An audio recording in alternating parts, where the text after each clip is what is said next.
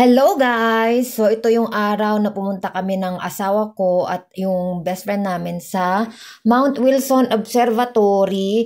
Isa siyang astronomical observatory na nasa Los Angeles County sa California.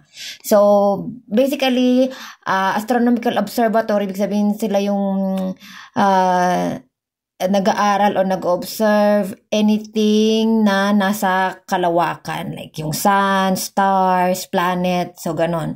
So kung gusto nyo ng merong tour or gusto nyo malaman yung history at kung para saan yung mga bagay-bagay na nakikita nyo dyan sa Mount Wilson Observatory, kailangan nyong magbayad. Pero yung pagpunta dyan guys, libre lang siya. Magpunta kayo dyan for walking, jogging, family trip, picnic, or kumain din dyan kasi meron siyang kainan.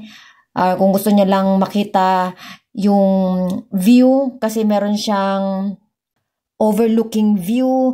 So yung museum dyan, open din siya, libre. So yung tour, nag-start siya ng 11:30 tapos tapos siya ng mga past 2 na.